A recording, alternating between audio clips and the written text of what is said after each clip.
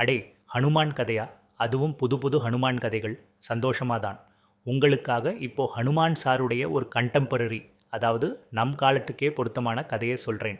பிராமின் தமிழ் ஸ்டைலில், கொஞ்சம் கலகலப்பா, கொஞ்சம் சிரிப்பா, ஆனால் ஃபுல் டிவோஷனுடன்.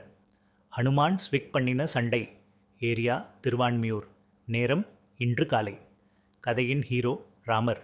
ஏன் ராவணனோட பேசாமலேயே சண்டை போட்டார்? அதெல்லாம் ஸ்ட்ராட்டஜிப்பா. ஹனுமான் தானே நெறி காட்டினான், அவன் இருக்காமலா ராமாயணமே நடக்குமா? இந்த கேள்வி கேட்டு ஹனுமான் சாமிக்கே கொஞ்சம் சிரிப்பு வந்துருச்சு. ஆனால் அவன் சும்மா உட்கார மாட்டான்.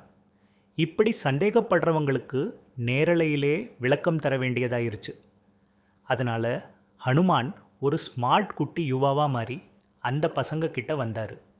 ஏர்பாட்ஸ் போட்டு, வெஸ்டியில் ப்ளூடூத் ஸ்பீக்கர் போட்டு, ஒரு கிளாசிக் காட்டன் குர்ட்டால. சே, யாரப்பா இவன்? அண்ணா, நீங்கள் யாரு?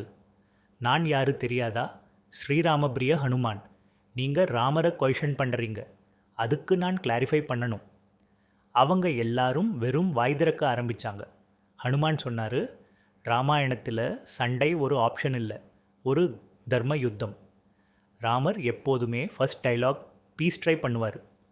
அதனால தான் என்ன ஹனுமான் தானாகவே இலங்காவுக்கு போய் சாண்டி தூதுவா போனேன். ஆனால் ராவணன் என் வாள் தீயிலே வச்சான்.